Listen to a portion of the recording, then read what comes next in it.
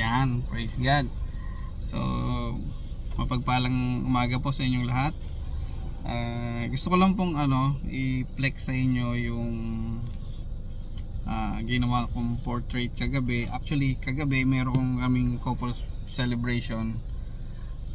And praise God, it's a victorious celebration ng mga couples. Meron dong isang game na actually hindi naman siya talaga totally game kasi personal siya para sa inyong mag-asawa. So ang gagawin mo is yung mga husband magdo-drawing ng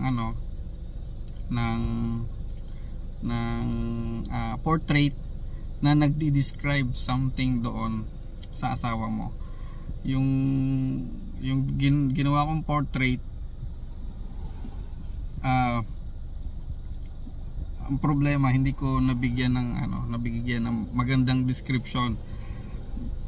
I just want to flex to you ngayong umaga kasi gusto kong bigyan ng justice para din naman sa asawa ko. Kasi nga isa yun sa pinaka weakness ko, especially yung mga impromptu. Yung narinig ko nga na kailangan i-describe pa drawing.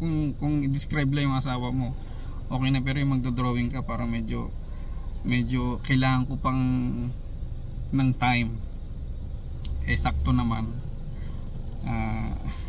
Napadali ang inuna pa yung nasa likod.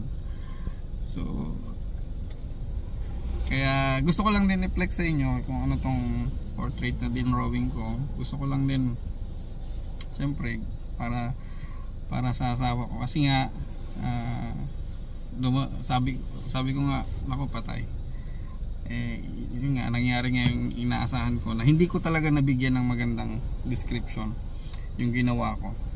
Sabi pa nga ng asawa ko, baka nangopya ka lang kasi hindi mo naman talaga iniisip yung drawing mo eh. Kasi halos magkaparehas kami ni paring Glenn. Pero magkaiba talaga kami ng tawag doon, concept. Pero parehas kami ng flower. So ito, papakita ko na sa inyo kung ano ba talaga yung drawing ko, yung canvas, sa canvas portrait. Taneng!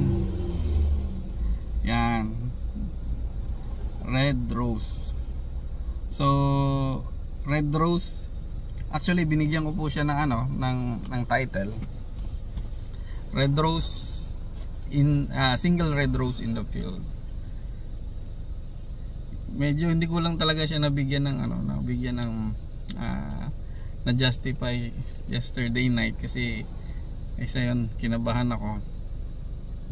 Tapos sobrang kaba ko, parang hindi ko siya masyadong na-describe, which is doon sa personality ni Ami. But ito po talaga yung meaning ng kung bakit red rose. So red rose po kasi based po doon sa personality ni Ami. Red rose po, red, 'di ba? Pag sinabi namang red represent ng katapangan kasi po si Ami miyembro ng Kilusan. Joke lang. Katapangan kasi si Ami, meron po siyang strong personality, kaya red kasi meron namang white rose, merong ibang kulay, pero red ang pinili ko kasi nga meron pong strong personality si Ami. Sa mga hindi nakakilala kay Ami, matapang po yan, lalo na pag ang kinakante yung mga mahal niya sa buhay. Hindi po yan siya papayag na parang alam mo yun, pag kinante o pag inape yung mga mahal niya sa buhay. Nandyan si Ami, talagang paglalaban kanya. Kaya nga lagi ko siyang na-appreciate kasi pag ako yung pag naramdaman niya na inapi ako, talagang nandun yung nandyan siya para sa akin. Ganun po katapang si Ami. And apat na bagay lang po yung hindi niya yung kinakatakutan ni Ami. Apat na bagay. Una, yung hindi pagkain ng gulay. Takot po talaga si Ami sa gulay. Hindi mo po yan mapapakain ng gulay kasi nga ewan ko, talagang ayaw niya ng gulay. Siguro merong ibang gulay na kakainin niya, pero kailangan may mga halo. Hirap po talaga siya kumain ng gulay. Saka ultimo pansit, kaya niya pong paghiwalayin yun. Paghiwalayin yung mga maliliit na gulay sa bihon. Ganun po katindi si Ami pagdating sa gulay.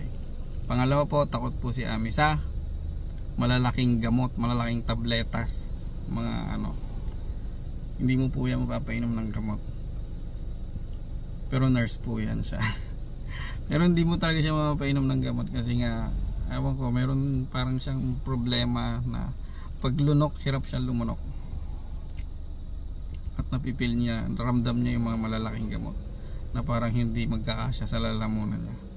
Kaya takot po yan siya sa malalaking gamot. Pangatlo po, takot po yan siya kay Panda. Kung kilala niyo si Panda, yung aso ni Pastor Arnel at Pastor Irene, nila Ariel. Matagal na po sila magkakilala ni Panda, pero pag nandyan si Panda talagang titili po yan. Kahit na hinaharot lang siya ni Panda.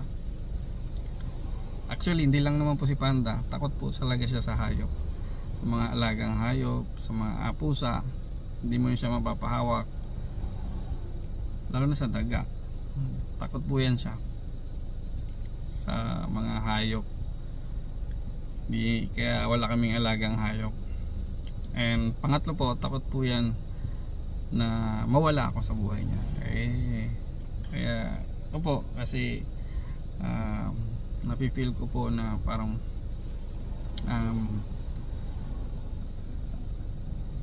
ganun yung love namin sa isa't isa, na takot kami na mawala yung isa't isa. Siyempre, kaya nga lagi kong prayer sa Panginoon na bigyan ako ng malakas na pangatawan, hindi magkasakit. Kasi ayoko makita si Ami. Baga kung nasa langit na ako, ayoko makita si Ami na malungkot. Kaya hanggat maaari, kung kukunin na kami ni Lord, sabay kami tatanda, sabay kami kukunin ng Panginoon. Yan po. Pero matapang po yan si Ami. Ganun po katapang ni Ami. And yun lang yung mga bagay na kinakatakutan niya. And Rose, bakit po Rose? Una, red, ngayong Rose. Kung bakit naman Rose? Kasi Rose po, kung sa mga hindi nakakilala si Ami po ay mayroong busilak na puso. Busilak po yung puso niya, lalo na sa mga tao na nakapaligid sa kanya. Talagang mabait po yan, maalahanin at mapagbigay. Talagang isa po yun, isa po sa karakter niya na nagustuhan ko sa kanya. And I really thank the Lord sa buhay niya at binigay ng Panginoon. Actually, answered prayer po yan siya sa akin ng Panginoon. Kaya masaya ako at malagi ako nagpapasalamat sa Panginoon. Like ang sinasabi, my life is become meaningful nang dumating siya sa buhay ko. So bakit single Rose? Nag-iisa, syempre kasi siya lang yung nag-iisang rosa sa buhay ko, nag-iisang babae sa buhay ko. Bakit, kung titignan mo, maliit pa lang yung Rose, nasa field na tubo, hindi pa pinipitas. Kasi nga para sa akin yung pagmamahal ni Ami is always fresh yung laging pinaparamdam niyang pagmamahal sa akin, lalo na paggabi. Hindi, talagang maramdam mo na laging nandyan yung mas-sweet yan, malambing. Kaya alam mo yun, hindi siya wala kang maramdamang dry, laging fresh. So yun po, kaya single Rose in the field. Sa field kasi sa garden namin, sa family namin, sa ngayon nag-iisa pa lang siya, but we're hoping na mayroong mga tutubo na dyan na maliliit. Yun yung mga magiging bunga ng seed naming dalawa. We are hoping sa Panginoon na pagkakalubang kami ng angels, biyaya sa aming pamilya, in God's time, in God's will. So praise God po. Gusto ko lang po i-flex sa inyo. Gusto ko lang din mabigyan talaga ng magandang interpretation tong portrait ko. Maganda naman, no, yung drawing. Nakalagay ba dyan, I love you mommy from daddy. Kaya lang di lang talaga ako artist, kaya ganyan. But praise God, salamat po sa inyong lahat, sa mga couples out there. May the Lord bless both of you, and pagpalain po ng Panginoon yung pagsasama nyo, at paigtingin pa, and the greatest love of God abounds sa bawat isa. Maraming salamat. God bless us all po.